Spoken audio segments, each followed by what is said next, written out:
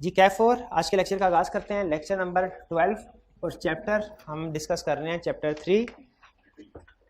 आज इस चैप्टर में हमने स्टडी करना है अनलॉफुल ऑब्जेक्ट और कंसीडरेशन, यानी हमने स्टडी किया था essentials of the valid contract में कि जो एग्रीमेंट या कॉन्ट्रैक्ट है वो अनलॉफुल नहीं होना चाहिए। अगर कंसीडरेशन या ऑब्जेक्ट में से कोई एक चीज़ भी अनलॉफुल है तो एग्रीमेंट इलीगल हो जाता है और इलीगल एग्रीमेंट वॉइड है। तो आज हम स्टडी करेंगे कि कौन कौन से एग्रीमेंट्स हैं जो कि अनलॉफुल या इलीगल हैं। ठीक है, ये कंसेप्ट स्टडी करेंगे। लर्निंग ऑब्जेक्टिव 5 और 6 है हमारे नोट्स में, और फिर इसके बाद कंसेप्ट स्टडी करेंगे एग्रीमेंट विद माइनर, कि एक माइनर के साथ अगर एग्रीमेंट होता है तो इसका स्टेटस क्या होगा। ये दो कंसेप्ट स्टडी करेंगे। कल के लेक्चर में हमने सारे क्वेश्चंस डिस्कस किए थे। आज के लेक्चर में हम कंसेप्ट डिस्कस करेंगे और इन कंसेप्ट से रिलेटेड जो क्वेश्चंस है वो आपकी होम असाइनमेंट होगी। यानी जो भी इन लर्निंग ऑब्जेक्टिव ये क्या बनते हैं 5, 6 और 7 बनते हैं। लर्निंग ऑब्जेक्टिव 5, 6 और 7 ये तीन कंसेप्ट्स आज के लेक्चर में हमने कवर करने हैं और इनसे रिलेटेड जो क्वेश्चंस हैं वो आपकी होम असाइनमेंट है, उन्हें कल डिस्कस करेंगे। जी हाइब्रिड क्लास में अगर आवाज़ पहुंच रही है तो ज़रा हाथ उठा के बता दीजिए।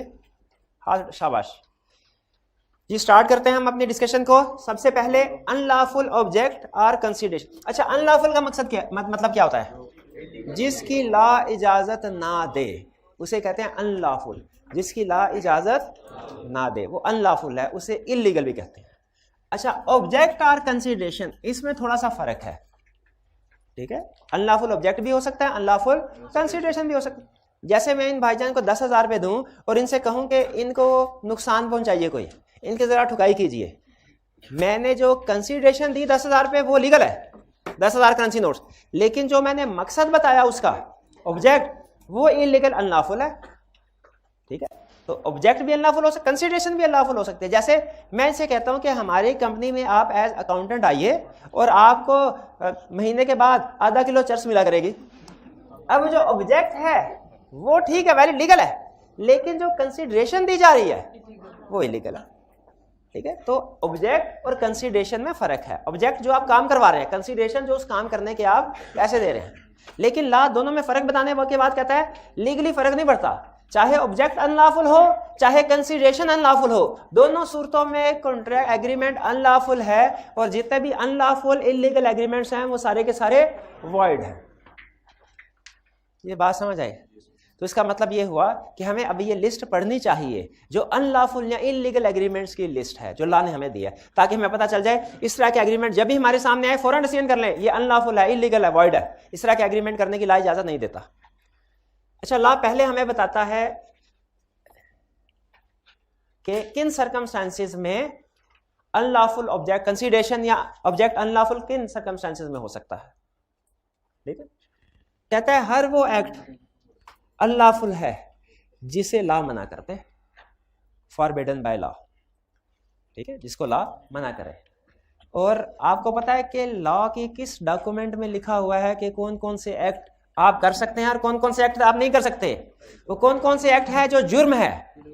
पाकिस्तान पीनल कोड, ताज़ीरात पाकिस्तान की दफा 420, दफा 302 और पता नहीं कौन कौन सी दफात है। यह पाकिस्तान पीनल कोड, इसके अंदर हर वो एक्ट जिसको जुर्म करार दिया गया वो लिखा हुआ है। ठीक है, तो एक्ट फॉरबिडन बाय लॉ, अगर कोई हमसे पूछे कौन कौन से एक्ट फॉरबिडन बाय लॉ है, हम कहेंगे पाकिस्तान पीनल कोड में जितने भी एक्ट है वो फॉरबिडन बाय लॉ है। ठीक है, for example acts punishable by law, अगर किसी भी एक्ट की लॉ ने सजा बताई हुई है वो एक्ट क्या है? Forbidden by law. Forbidden by law है तो मतलब इलीगल है। हर वो एक्ट जो दूसरों को फ्रॉड करने के लिए किया जाए, दूसरों को किसी के साथ फ्रॉड करना लीगल है कि इलीगल है? यही बता रहा है। टू डिफ्रॉड अदर्स ये ऐसा एक्ट है जिसको लॉ मना करता है, इसीलिए ये इलीगल है। इमोरल एक्ट्स, गैर अखलाकी, ये कोर्ट डिसाइड करेगा। ठीक है, कोर्ट की नजरों में कौन सा एक्ट मोरल है कौन सा इमोरल है। इन्वॉल्विंग इंजरी टू अदर्स, ऐसा एक्ट जिससे दूसरों का नुकसान होता हो। और आपको 3 चीजें बताइए, जान माल इज्जत। अगर आपके किसी भी काम से एक्ट से दूसरे का नुकसान होता है, जान माल इज्जत का, तो ये इंजरी कहलाता है। तो इंजरी करने के लिए कोई भी एग्रीमेंट करे, ए ने बी के साथ एग्रीमेंट किया कि सी को इंजरी प्रोवाइड की जाएगी उसकी प्रॉपर्टी को, ठीक है, या उसको जानी नुकसान, तो वो एक्ट फॉरबिडन बाय लॉ है। फॉरबिडन बाय लॉ है तो इसका मतलब है अनलॉफुल है। ये क्लियर हुआ? ये एक तरह से उसने हमें यूं समझ लीजिए डेफिनेशन बताई है अनलॉफुल एग्रीमेंट्स की। और अब हमें वो एग्जाम्पल्स बता रहा है कि वो कौन कौन से एग्रीमेंट्स हैं।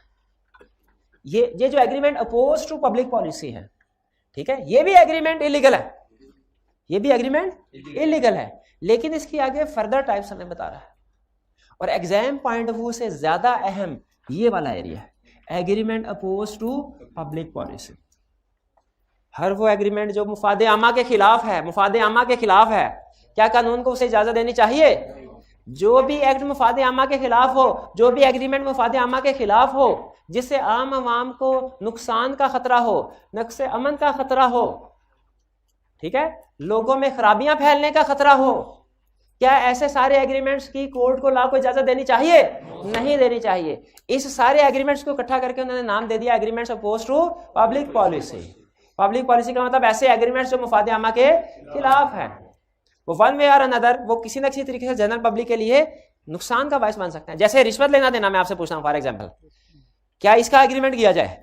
क्या समझते हैं मुफादे आमा के खिलाफ है या मुफादे आमा के मुताबिक है? खिलाफ है। अल्टीमेटली इससे सोसाइटी डिस्ट्रॉय होती है। तो इसीलिए उसने कुछ एग्जाम्पल्स हमें बताइए। आपके लिए ये एग्जाम्पल समझना बहुत जरूरी है। कौन सी example? Oppose to public policy. Reproduction के क्वेश्चन में वो नॉर्मली डेफिनेशन पूछता है, लेकिन आपको पता है केस स्टडीज में एग्रीमेंट्स की नेचर हमसे पूछता है। कौन कौन से एग्रीमेंट्स मुफादे आमा के खिलाफ हैं? ट्रेडिंग, तिजारत करना, किसके साथ? Alien enemy. आपको बताया था ना एलियन और एलियन एनिमी में फर्क। एलियन किसको कहते हैं? गैर मुल्की को। और एलियन एनिमी किसको कहते हैं? उस गैर मुल्की को जिसके साथ हमारे मुल्क की जंग चल रही है, चल चुकी है नहीं, अगर चल रही है, ऑन गोइंग है, वो एलियन एनिमी है। जैसे पाकिस्तान और चाइना एलियन है कि एलियन एनिमी? एलियन। और पाकिस्तान और इंडिया ये भी एलियन ही है, अभी कोई जंग नहीं चल रही। और पाकिस्तान और यूएसए ये भी है, पाकिस्तान की अभी किसी भी मुल्क के साथ जंग नहीं चल रहा है, ये एलियन है। अच्छा, रशिया और यूक्रेन ये एलियन एनिमी है। अब क्या यूक्रेन के सिटीजन और रशिया के सिटीजन के दरमियान में अगर कोई एग्रीमेंट होता है, क्या वो वैलिड होगा? वो मुफादे आमा के खिलाफ है ना। एक तरफ हो गए कि हमारे लोगों को मारे और दूसरी तरफ तजारत कर रहे हैं। नहीं नहीं, यूक्रेन की कोर्ट इजाजत नहीं देगी इसकी। नहीं, पॉलिटिकल वार वार अलग, जंगी वार, ठीक है। तो ट्रेडिंग विद एलियन एनिमी, अगर ये एग्रीमेंट करते हैं, ये एग्रीमेंट क्या है? Oppose to public policy. Oppose to public policy है तो अनलॉफुल, और जितने भी अनलॉफुल या इलीगल एग्रीमेंट है ये सारे वाइड है। केस स्टडी में आप चाहे डायरेक्टली लिख दें trading with alien enemy, this agreement is void, या ज्यादा बेहतर है आप लिखें this agreement is oppose to public policy and therefore illegal and void. Complete picture दे दे उसको, ठीक है, क्योंकि अनलॉफुल की डेफिनेशन में बता रहे हैं ना हमें एग्जांपल्स, तो पहले उसे बता दें ये किस कैटेगरी से रिलेट करता है? Oppose to public policy. Oppose to public policy किस कैटेगरी से रिलेट करता है? अनलॉफुल से। और अनलॉफुल एग्रीमेंट का है वाइड। कुछ समझ आई? आगे चलते हैं। Stifling criminal prosecution. Stifling criminal, क्या क्रिमिनल्स को प्रोसिक्यूट करना चाहिए? क्रिमिनल्स को कोई बात, क्या क्रिमिनल्स को प्रोसिक्यूट करना चाहिए? प्रोसिक्यूट करने का मतलब उनको सजा दिलवानी चाहिए। बिल्कुल, क्रिमिनल को प्रोसिक्यूट करना, लेकिन अगर ऐसा एग्रीमेंट किया जाए कि क्रिमिनल की प्रोसिक्यूशन को स्टिफल किया जाएगा, रोक दिया जाएगा, छुपा दिया जाएगा, दरगुजर कर दिया जाएगा, स्टिफलिंग क्रिमिनल प्रोसिक्यूशन, किसी क्रिमिनल को सजा नहीं दिलवाई जाएगी बल्कि उसे बचाया जाएगा, ऐसा एग्रीमेंट वैलिड है कि वॉइड है? वॉइड। चोर ने चोरी की, जो दुकान का मालिक था, चोर पकड़ा गया। अब दुकान के मालिक के साथ चोर क्या कह रहा है? सर देखिए, माल मैंने खुफिया जगह पे दफन कर दिया हुआ है, अगर तो आपने मुझे सजा दिलवा दी ना तो फिर मुझे तो सजा मिल जाएगी, आपका फायदा कोई नहीं होगा, आपको आपका माल कभी नहीं मिलेगा। लेकिन अगर आप मेरे खिलाफ केस वापस ले लेते हैं तो मैं आपका माल आपको वापस कर दूंगा। नहीं यकीन तो लिखत पढ़त करवा ले, एग्रीमेंट करवा ले। अगर ये एग्रीमेंट करवा लिया जाता है कि चोर चोरी का सामान वापस करेगा और जो दुकानदार है जिसका सामान चोरी हुआ था वो केस वापस ले लेगा, क्या ये एग्रीमेंट वैलिड है? ये एग्रीमेंट वाइड। ये एग्रीमेंट कौन सा है? स्टिफलिंग क्रिमिनल प्रोसिक्यूशन, जो कि अपोज टू पब्लिक पॉलिसी है, इसीलिए अनलॉफुल है, वाइड है। स्टिफलिंग क्रिमिनल प्रोसिक्यूशन समझ आ गया एग्जांपल? ठीक है। चोर क्या कह रहा है? केस वापस लो और मैं सामान वापस कर देता हूं चोरी का तुम्हें। चोर को बताइए, चोर से चोरी का सामान सोसाइटी के लिए, ओवरऑल सोसाइटी के लिए चोर से चोरी का सामान लेना ज्यादा अहम है कि उसको सजा दिलवाना? वरना तो वो यही कहेगा, हर रोज चोरी करेगा, जब जब पकड़ा जाएगा सामान वापस देके तो बाहर निकल जाएगा। अब कितनी की दफा, बहुत सी दफा तो ऐसी होंगी ना जो निकल जाया करेगा, तो चोरियां तो नहीं रुक सकेंगी सोसाइटी में। इसीलिए उन्होंने कहा कि stifling criminal prosecution is oppose to public policy, therefore unlawful and void. Clear हो गया ये? एग्रीमेंट टू सेल और ट्रांसफर पब्लिक ऑफिस। सर मैं चेयरमैन पीसीबी बनना चाहता हूं, आप लीजिए 10 मिलियन मेरे से, मुझे नौकरी चाहिए पीआईए में पायलट की, आप मेरे से 10 मिलियन ले लीजिए, ठीक है। ये एग्रीमेंट, ये सरकारी ऑफिसेज में, सरकारी जगह पे। आपने भी शायद अपनी जिंदगी में बाज़ औक़ात कभी सुना कि कुछ लोग ये कहते हैं कि जी ये सरकारी नौकरी है लेकिन वो इतने पैसे मांगते हैं, ठीक है। तो ये जो एग्रीमेंट है कि सेल और transfer of public office, sale of public office का मतलब क्या? सेल ऑफ पब्लिक ऑफिस है गवर्नमेंट की प्रॉपर्टी है वो बेच दी, नहीं, कोई सरकारी पोस्ट है, बजाय ये कि उसके ऊपर इंटरव्यू के जरिए से अहल लोगों को वो रिश्वत लेके दूसरे लोगों को अपॉइंटमेंट लेटर जारी कर दिया जाए। ये है एग्रीमेंट टू सेल और ट्रांसफर पब्लिक ऑफिस। ये एग्रीमेंट क्या है? राइट, आपको एग्जांपल दी थी ना, एक बंदे ने दूसरे से कहा था अच्छा मैं तुम्हें जॉब देता हूं, ठीक है, मैं मैनेजिंग डायरेक्टर हूं, तुम्हें जॉब देता हूं, 10 लाख रुपया दे दो।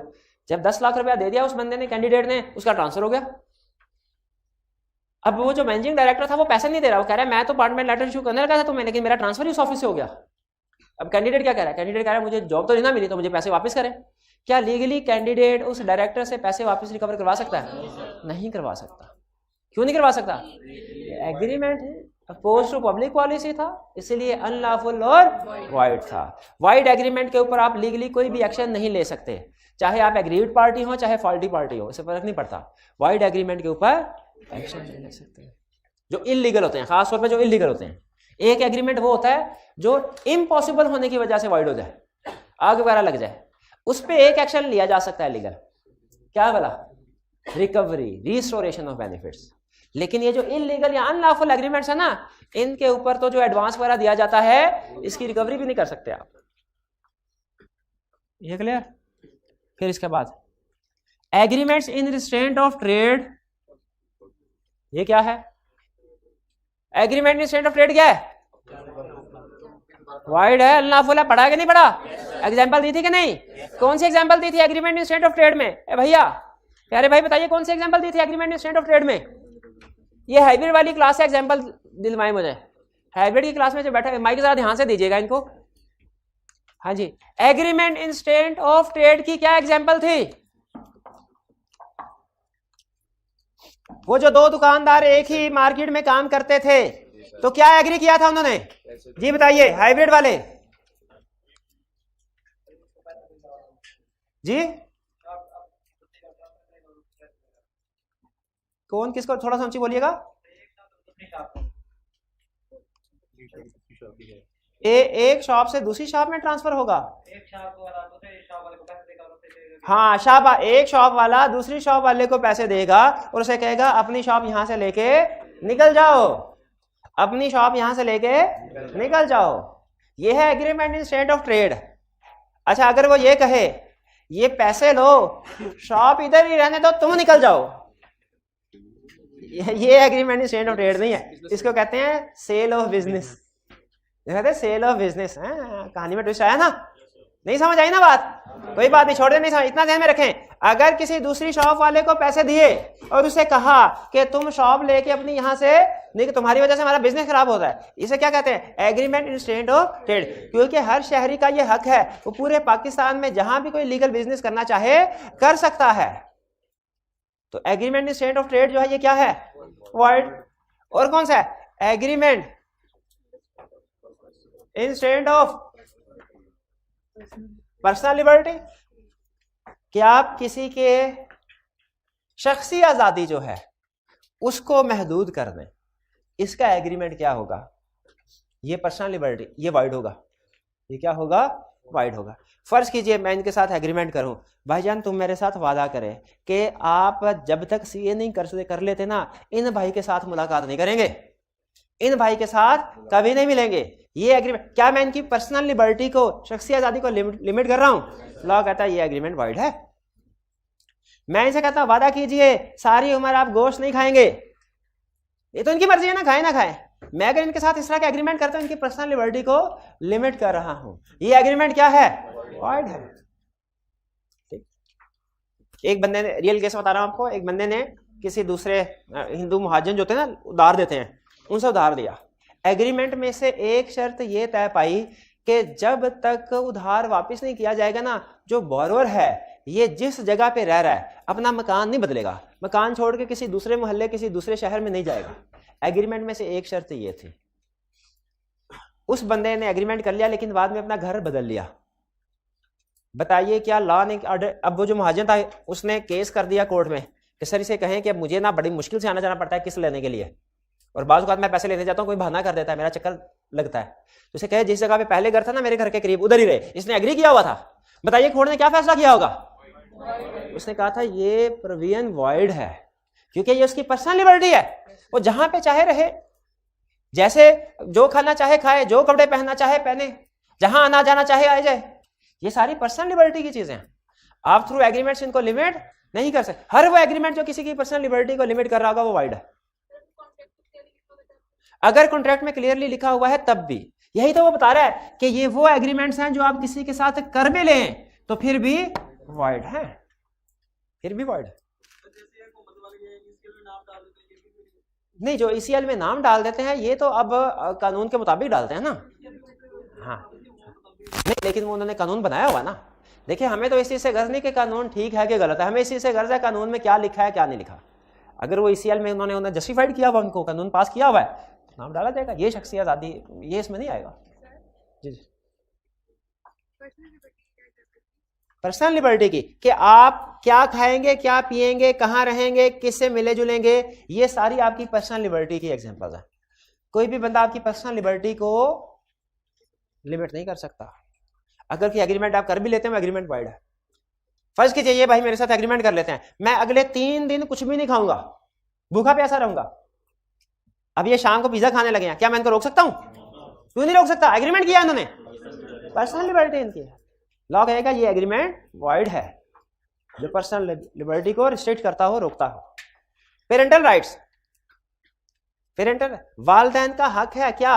बच्चों के साथ मिल उनकी परवरिश करें।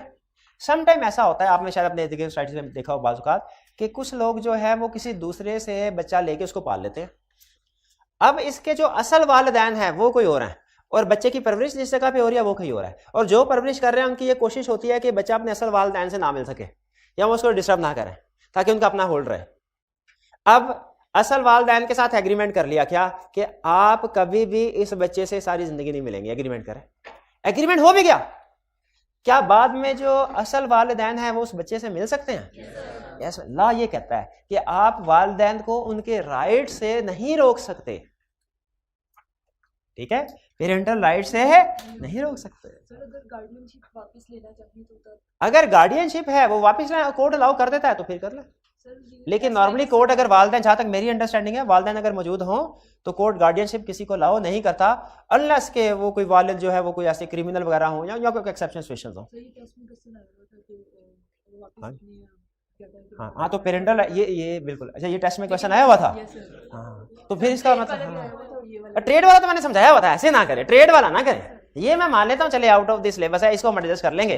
ट्रेड वाला ना करे, ट्रेड वाला मैंने बताया हुआ था, ये ऐसे नहीं एग्जांपल शॉप वाली भाई ने दी ये। हाँ पेरेंटल राइट्स वाला समझ नहीं आया? अच्छा पेपर में नहीं समझा, ठीक है, इसको एडजस्ट कर लेंगे, इसको आउट ऑफ सिलेबस करके इसको निकाल देते हैं पेपर। और बताएं हो गया? कंसेप्ट समझ आ गया कि नहीं आ गया? देखिए क्वेश्चंस का भी, पेपर का भी असल मकसद होता है कंसेप्ट बिल्ड करना।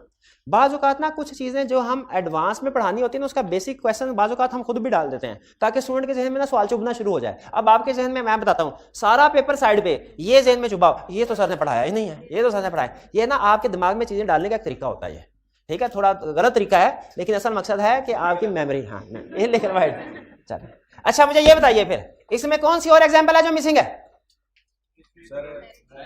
एग्रीमेंट इंस्टेंट ऑफ मैरिज, वो भी तो होना चाहिए। लिख सकते हैं, लिख सकते हैं एग्रीमेंट, इसकी एग्जांपल दी है ना, एग्रीमेंट इंस्टेंट ऑफ मैरिज की एग्जांपल में बताई नहीं थी, लिखा हुआ है ना। अच्छा अच्छा भाई लिखना भूल गए होंगे, कोई बात नहीं। नहीं ये दूसरा एग्रीमेंट है, ये दूसरा एग्रीमेंट है। अच्छा ये है, ए ने बी के साथ वादा किया कि ए बी से शादी करेगा। एग्रीमेंट क्या है ये, वैलिड के वाइड? ये वैलिड है, वैलिड है। लेकिन अगर ए अपने वालिद के साथ एग्रीमेंट करता है कि वो कभी बी के साथ शादी नहीं करेगा, नॉट, उसकी अपनी मर्जी है। अच्छा फिर यानी एग्रीमेंट टू मैरी वैलिड है, एग्रीमेंट नॉट टू मैरी ये वर्ड है। समझ आ रही कि नहीं आ रही? मुझे नहीं लग रहा समझ आ रही। हाँ, एग्रीमेंट टू मैरी वो एग्रीमेंट नॉट से अलग हो गया, बिल्कुल बिल्कुल। एग्रीमेंट नॉट टू मैरी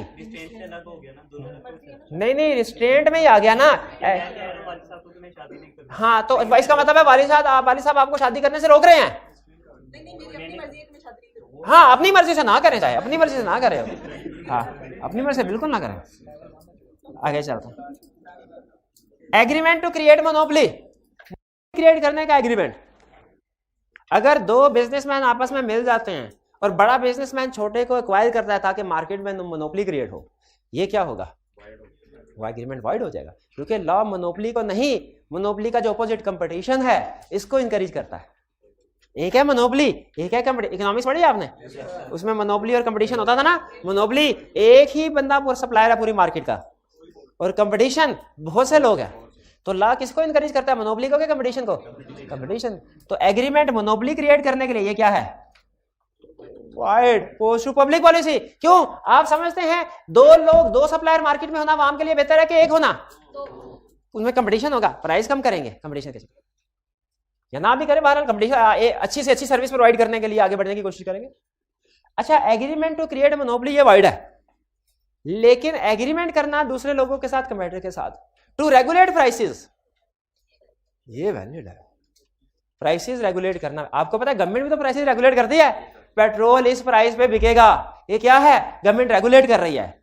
आटे की कीमत ये होगी, गवर्नमेंट क्या है, रेगुलेट कर रही है। गवर्नमेंट भी तो डिफरेंट प्रोडक्ट्स की प्राइस रेगुलेट करती है कि नहीं करती? तो प्राइसेस को रेगुलेट करने की इजाजत है, वो वाइड नहीं है। तो क्या वाइड है, मैरिज ना करना। भाई हम उससे आगे निकल आए हैं, आप अभी उधर ही फंसे हुए हैं, उधर ही फंसे हुए। तो भाई पता नहीं अपना कोई एग्रीमेंट की टर्म्स लिख रहे थे शायद। भाई प्राइस रेगुलेट करना। ईद आने वाली है, सारे सप्लायर ने आपस में एग्री किया कि ईद के करीब, सारे दर्जी ने एग्री किया ईद के करीब सूट की सिलाई 2000 से कम नहीं होगी। अब देखें, वो कंपटीशन को नहीं रिस्ट्रिक्ट कर रहे, वो ये नहीं कि बाकी लोगों की दुकानें, एक दर्जी बाकियों की दुकानें बंद कर रहा है, बल्कि क्या कर रहे हैं, मिल बैठ के आपस में प्राइस। क्या ये एग्रीमेंट वैलिड है कि वाइड है? ये एग्रीमेंट वैलिड है। Agreement to create monopoly void है, agreement to regulate prices valid है। फर्क बता रहा हूं ना। लॉ कहता है ये अगेंस्ट पब्लिक पॉलिसी नहीं है, क्योंकि ये सारे मिलकर प्राइस रेगुलेट कर रहे हैं ना। रीजनेबल, इस पर क्वेश्चन मार्क किया जा सकता है, लेकिन बहरहाल वो एग्रीमेंट नहीं होगा, वाइड नहीं होगा। प्राइस रेगुलेशन की इजाजत है, कंपटीशन को खत्म करने की इजाजत नहीं है। मैरिज ब्रोकरेज एग्रीमेंट, जी क्वेश्चन पूछिए, शाबाश, थोड़ा सा ऊंची आवाज से।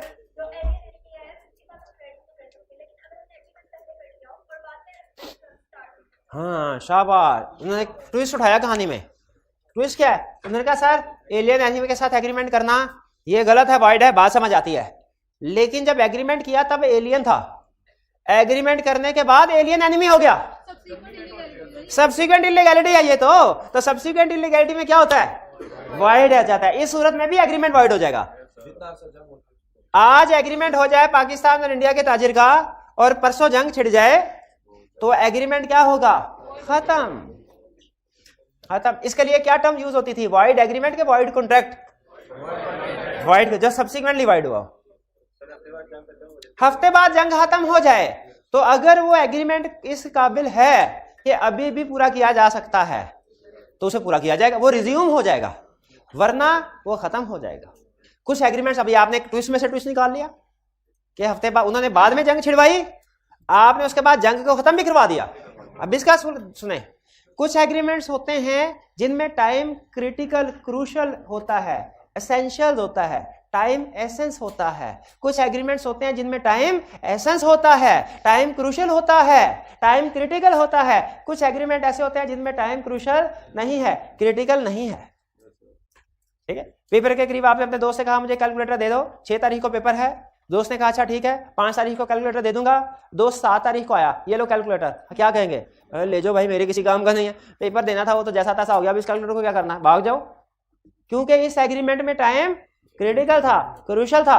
ईद पे दर्जी को कपड़े दिए सिलने के लिए, चांद रात को गए, दर्जी ने कहा 3 दिन बाद आके ले लीजिएगा। आप क्या कहेंगे? 3 दिन बाद भी खुद ही पहन लेना। टाइम क्रिटिकल है, क्रूशियल है। ठीक है, तो कुछ एग्रीमेंट ऐसे होते हैं, आपकी नेचर, एग्रीमेंट की नेचर बताए। जैसे इन एग्रीमेंट से आपको पता चल रहा है।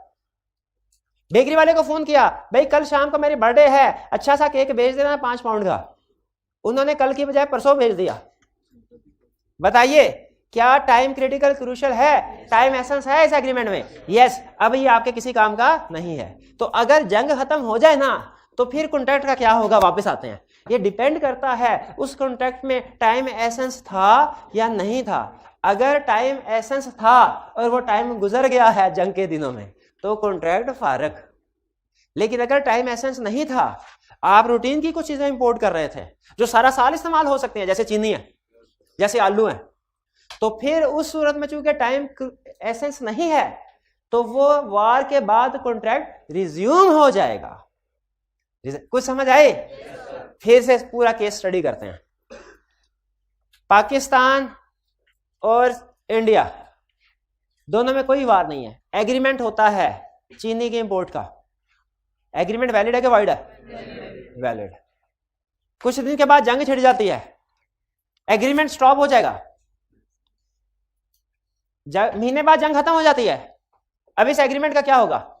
अगर टाइम एसेंस था तो खत्म, अगर टाइम एसेंस नहीं था, टाइम जरूरी नहीं था, टाइम पे आना इतना लाजमी नहीं, तो फिर ये रिज्यूम हो जाएगा। क्लियर होगी?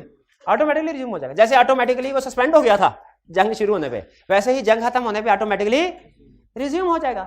लेकिन शर्त है अगर टाइम एसेंस ना हो। टाइम एसेंस है, वो ईद पे सामान मंगवा रहे थे, दरमियान में जंग के दरमियान में ईद निकल गई, उसके बाद सामान आया तो वो किसी काम का नहीं, उस सूरत में वो टर्मिनेट। क्लियर हुआ? ये कुछ समझ आई भाईजान? कुछ समझ आई आपको? जंग के बाद वो वैलिड होगा या वाइड होगा? जंग के बाद वो वैलिड होगा। अगर टाइम जंग के बाद वो वैलिड होगा कि वाइड होगा? कि वाइडेबल होगा? वैलिड होगा। मैरिज ब्रोकरेज एग्रीमेंट, शादी खरीदने का एग्रीमेंट वाइड है। खरीदने का? हाँ, शादी खरीदने का नहीं, शादी खरीदी नहीं जाते। ये जो ब्रोकरेज का मतलब यही होता है ना, खरीदना बेचना। स्टॉक ब्रोकर यही करते हैं, शेयर खरीदते बेचते हैं और कमीशन लेते हैं। तो कुछ लोग भी ऐसे होते हैं जो शादी खरीदते बेचते हैं और अपना कमीशन लेते हैं। कमीशन के चक्कर में किसी को किसी के साथ फिट करवा दिया, चलो भाई हमारा कमीशन तो भाई ऐसे नहीं करते, यही काम होता है। ये प्रैक्टिस लॉ इसको डिस्करेज करता है। ये जो मैरिज ब्यूरो वाले होते हैं ना, ये इनकी प्रैक्टिस को लॉ डिस्करेज करता है। इसीलिए ऐसे एग्रीमेंट्स जो मैरिज ब्रोकरेज एग्रीमेंट होते हैं, लॉ कहता है ये अपोज टू पब्लिक पॉलिसी है। ये पैसे को सामने रख के किसी को स्वाब की नीयत से कराना चाहे करे, पैसे के लिए कराना चाहे वाइड है, क्योंकि इसमें अपना इंटरेस्ट आ जाता है, वो गलत बाइसनेस आ जाती है। Oppose to public policy clear हो गया? ये एग्रीमेंट क्या है? Illegal, unlawful. अनलॉफुल। तो मुझे बताइए अनलॉफुल एग्रीमेंट क्या होता है? अनलॉफुल एग्रीमेंट क्या होता है? फिर बताइए अनलॉफुल एग्रीमेंट क्या है? वाइड है।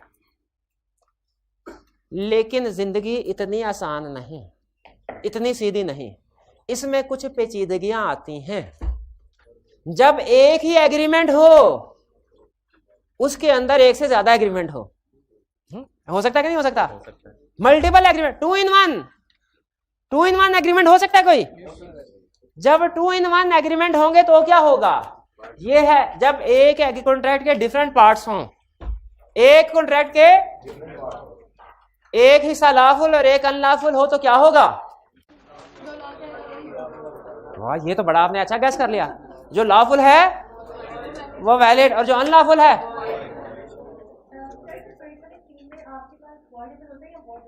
कौन से वाला? इलीगल ट्रेड करते, वो वाइड है। इलीगल ट्रेड वाइडेबल नहीं है। इलीगल ट्रेड वाइड है। अफगानिस्तान के ट्रेडर के साथ चर्च का अफीम का एग्रीमेंट किया, ये वाइडेबल नहीं है बल्कि क्या है, वाइड है, ये वाइड है। वाइड और वाइडेबल में, वाइड और वाइडेबल में ऐसा। ये भाई मैं मोबाइल बेच रहा हूं, ये भाईजान मेरी दुकान पे आए और कहने लगे सर मोबाइल चाहिए, मोबाइल दिखाया, इनको पसंद आया, इन्होंने पैसे दिए, निकल गए। ये है एग्रीमेंट वैलिड, ये वैलिड है, ठीक।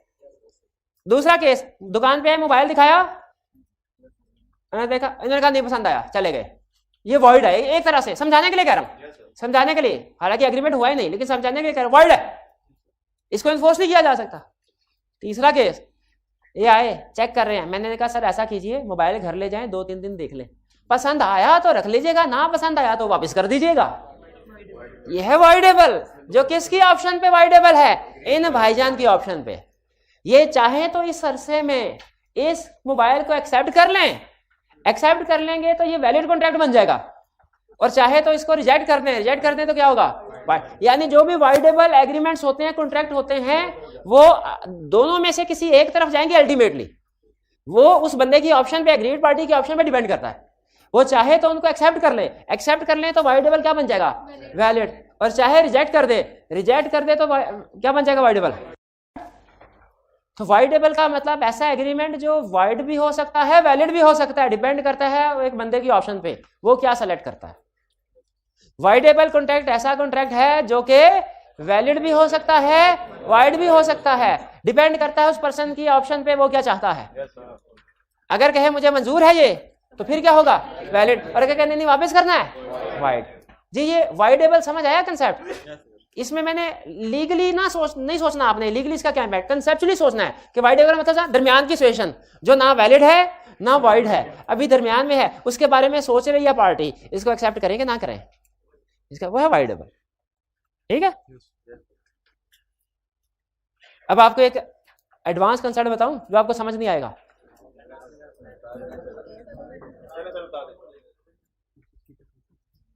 अगर एक पार्टी ने आपको चीजें सप्लाई करनी थी और टाइम एसेंस था, चीजें सप्लाई नहीं की, ये एग्रीमेंट अब आपके लिए वाइडेबल है। चाहे तो आप डिलेड डिलीवरी एक्सेप्ट कर लें, उसको माफ कर दें कि माफ करने का भी बड़ा सवाब है, और चाहे तो उसे कहे जैसी करनी वैसी भरनी, तुमने मुझे तंग किया मैं तुम्हें तंग करूंगा, एग्रीमेंट खत्म, एग्रीमेंट खत्म। अच्छा मुझे बताइए एग्रीमेंट सीधा कैंसिल हो जाए, ये ज्यादा बेहतर ऑप्शन है पार्टी के लिए कि उसके पास दोनों ऑप्शन हो, दोनों ऑप्शन होना है। तो वाइडेबल की पोजीशन हमेशा बेहतर होती है वाइड से। बहरहाल ये समझ आ गई है। अच्छा मैंने तो पूरी कोशिश की थी, फिर भी समझ आ गई है तो फिर अल्लाह का हुक्म, कोई बात नहीं। एक अच्छा हाँ, हम थे 2 in 1 के ऊपर, इसको पार्टी अनलॉफुल ना कहे, इसको कहे 2 in 1। मल्टीपल एग्रीमेंट्स हैं, जब मल्टीपल एग्रीमेंट्स हो, कुछ लॉफुल कुछ अनलॉफुल, तो क्या होगा, तो क्या होगा। आपने बड़ी आसानी से जवाब दे दिया था। तो सर होना क्या, जो लॉफुल है वो वैलिड है, जो अनलॉफुल है वो वाइड है। लेकिन इसमें हम देखेंगे क्या लीगल पार्ट सेपरेट किया जा सकता है इलीगल से। अगर लीगल पार्ट इलीगल पार्ट से सेपरेट किया जा सकता है तो लीगल पार्ट इन्फोर्स किया जाएगा, और जो इलीगल है वो फारग। लेकिन अगर लीगल पार्ट और इलीगल पार्ट सेपरेट नहीं किए जा सकते तो दोनों वाइड, दोनों वाइड। अच्छा आप जरा सुनिएगा,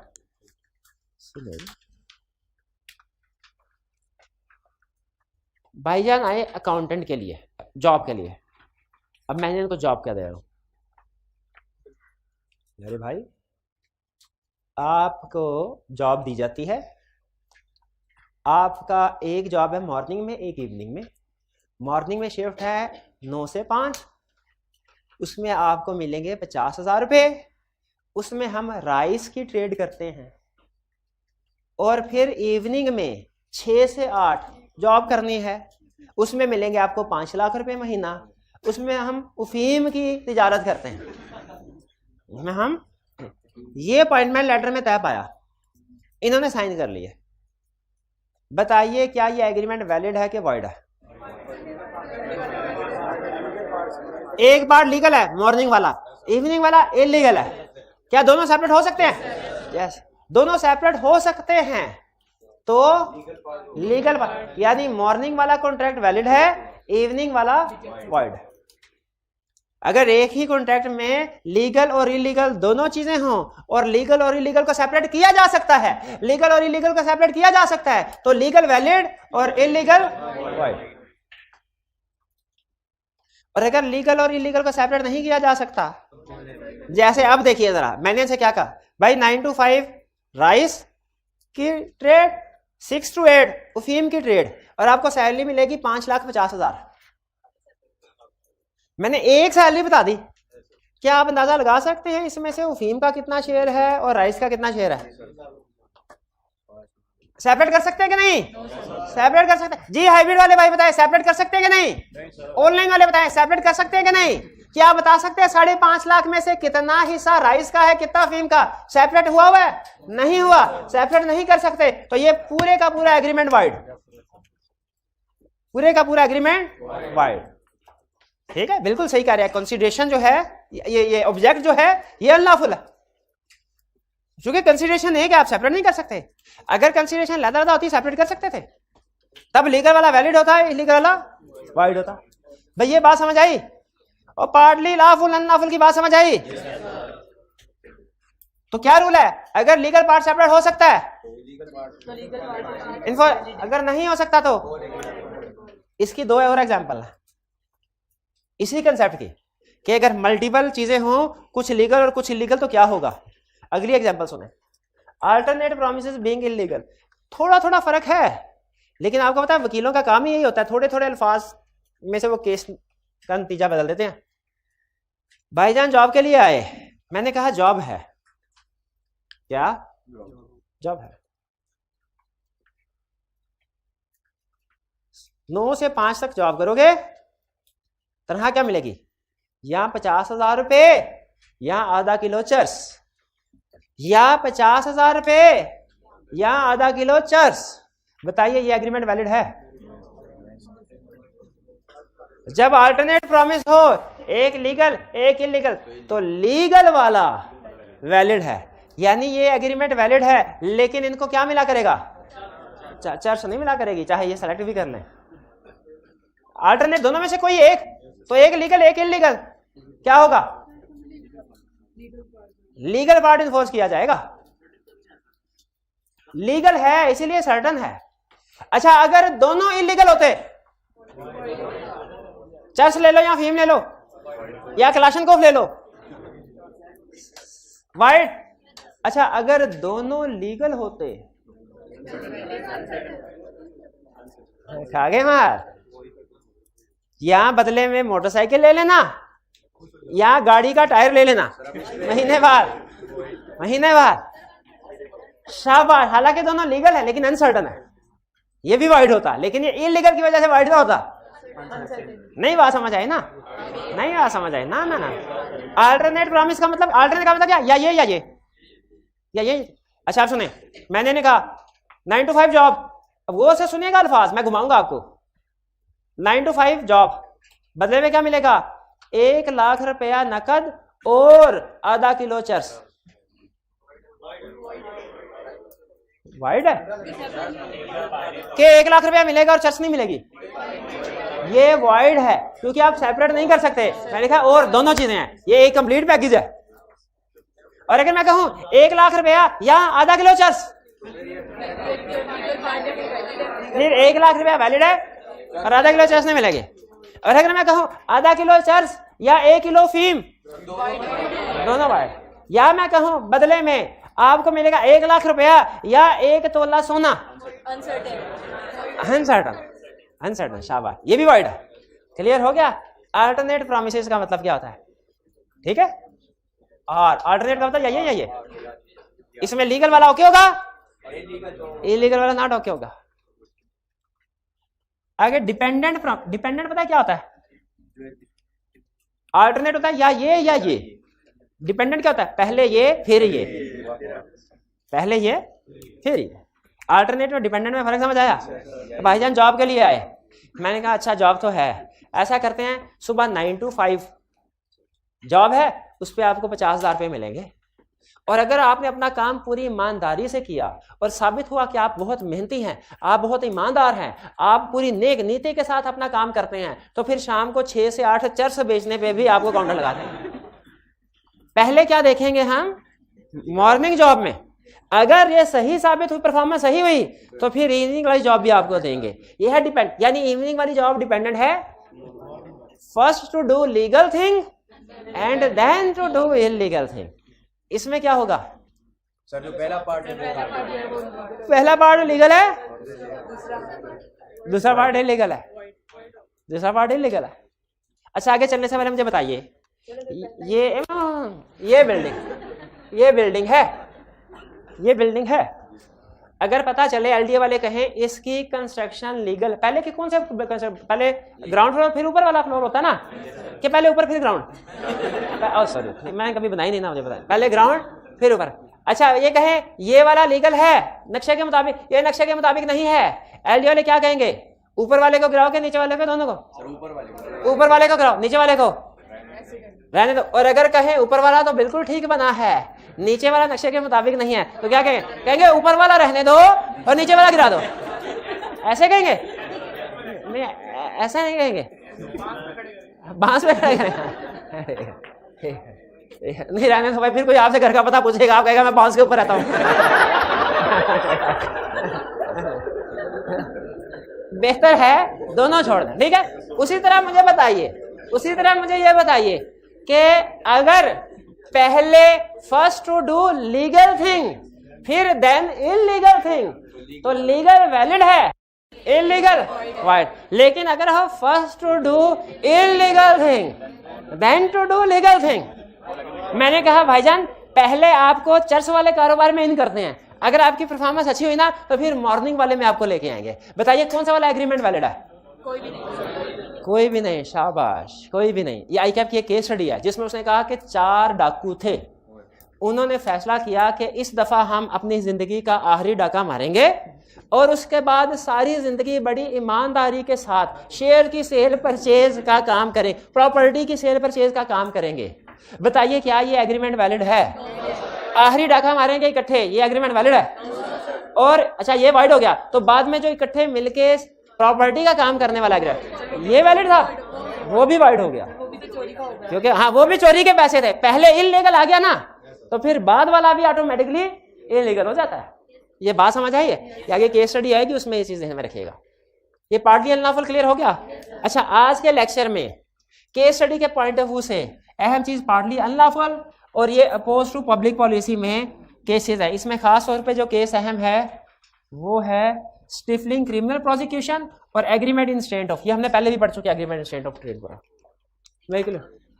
जी। हाँ ट्रेड वाला भी है शामिल, लेकिन ट्रेड वाले में एक ट्विस्ट आपको नोट करवाया हुआ है, क्या? पैसे लो और निकल जाओ, ये और है, और पैसे लो और दुकान समेत निकल जाओ, ये और है।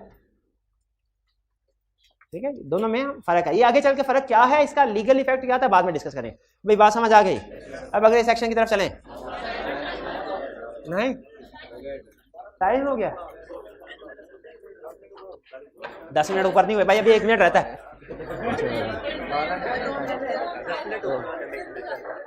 चलिए आप ऐसा कीजिए, फिर रिटर्न होम असाइनमेंट आपने कल करके आनी है। रिटर्न होम असाइनमेंट आपका लर्निंग ऑब्जेक्टिव 5 और 6, यानी क्वेश्चन नंबर 29 से 34 तक ये क्वेश्चन था। चलिए आज का लेक्चर यहाँ पे खत्म करते हैं हम। अल्लाह हाफिज।